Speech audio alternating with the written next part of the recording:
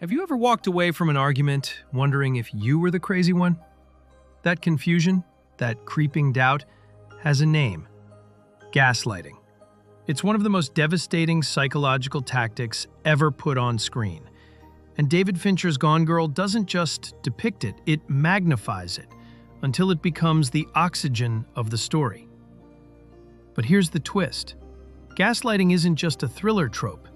It's a manipulation so powerful, it has shaped relationships, communities, even entire nations.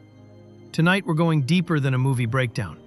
We'll journey from Amy Dunne's diary pages to the gas lamps of 1940s London, to Stalin's Moscow show trials, to Nazi rallies, to Cold War experiments, to modern politics and toxic relationships. By the end of this video, you won't just understand gaslighting. You'll see it everywhere. And you'll never doubt your reality the same way again.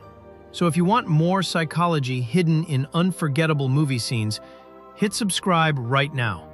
Because this story isn't just about film. It's about how fragile reality really is. I will practice believing my husband loves me and will love this baby. That this child might really save our marriage. But I could be wrong. In Gone Girl, Amy Dunne is the architect of reality. She weaponizes her diary, filling it with fabricated memories of abuse, fear, and control. To the police, it's evidence. To Nick, her husband, it's a death sentence. This is gaslighting at its core, not just lying, but creating an entire false framework in which the victim is forced to live. The origins of the word go back to the 1938 play Gaslight, and more famously, the 1944 film. In it, a husband dims the lamps in their house. When his wife notices, he insists nothing has changed. Slowly, she doubts her senses, then her memory, then her sanity. That's the difference between lying and gaslighting. A lie says, "This isn't true." Gaslighting says, "You can't trust yourself." By the 1980s, psychologists began using the term clinically.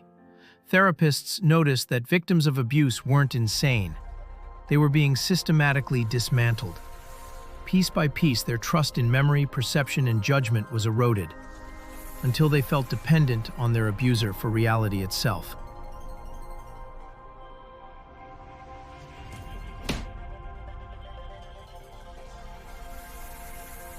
Amy doesn't just tell lies, she stages them.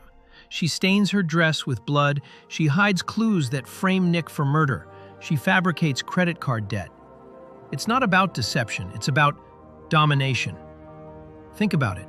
Have you ever been in a situation where someone gave you so many details, so much story, that you almost believed them even if something felt wrong? Gaslighting didn't start with Amy Dunne, or even with the play Gaslight. Humans have been rewriting reality for centuries. In 1692, the Salem witch trials swept through Massachusetts. A group of teenage girls claimed they were tormented by witches. They convulsed, screamed, and pointed fingers. The details were fantastical. Spectral birds, invisible claws, demonic visions. But those details made the lies believable.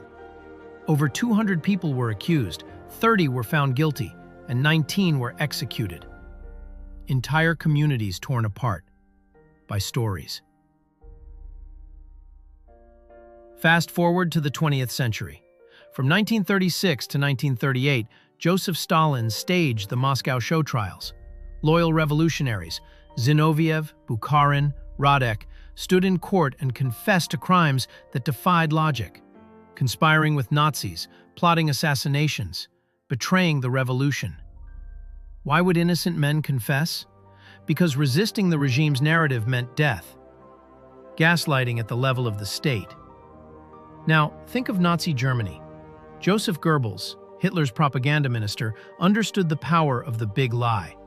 He staged massive rallies, red banners, searchlights, thundering music. The spectacle itself became proof. When people asked, could this many people be wrong? The answer felt impossible. Gaslighting doesn't need truth, it needs scale. After World War II, psychological warfare didn't end, it evolved. The CIA launched MK Ultra, a secret program testing drugs, hypnosis, and psychological manipulation. Some experiments targeted memory itself. Could the mind be broken and rebuilt? Could reality be rewritten chemically? The answer was terrifyingly close to yes. At the same time, cult leaders were rewriting reality on smaller stages. In 1978, Jim Jones convinced over 900 of his followers to drink poisoned Flavor Aid in Jonestown. Survivors said they no longer trusted their own instincts.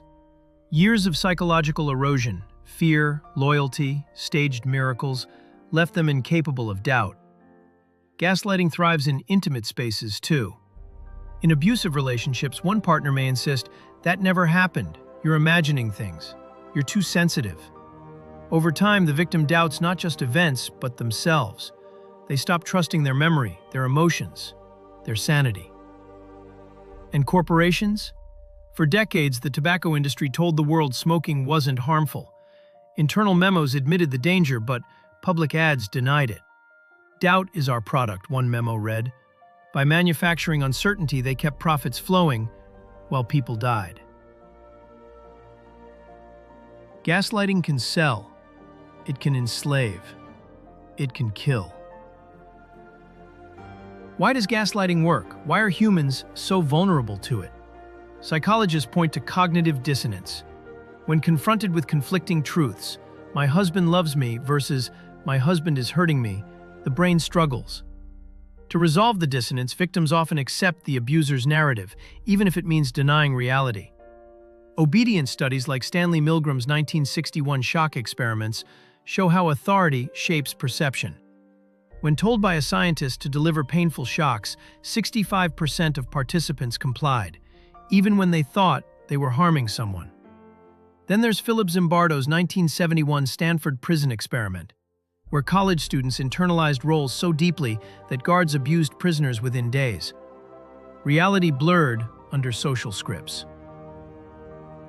Gaslighting works because we crave certainty. We want to belong, and when belonging means accepting someone else's version of reality, too often we comply.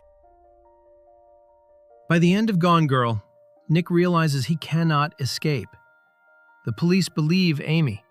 The media believe Amy. His family hesitates. He's not trapped by bars, but by her story. Gaslighting builds invisible prisons. Victims stop trusting memory, instincts, even sanity. And once you surrender your sense of truth, you belong to the abuser. Gone Girl is more than a thriller. It's a guidebook to manipulation. Gaslighting is one of humanity's darkest tools. If someone constantly makes you question your memory, your perception, your sanity, remember, they may not just be lying. They may be rewriting your reality. Now I want to hear from you. What's the most manipulative film scene you've ever seen? Drop it in the comments, I read them all. And don't forget to subscribe if you want more psychology, stoicism, and social skills through unforgettable movie scenes. See you next time on Mind on Screen.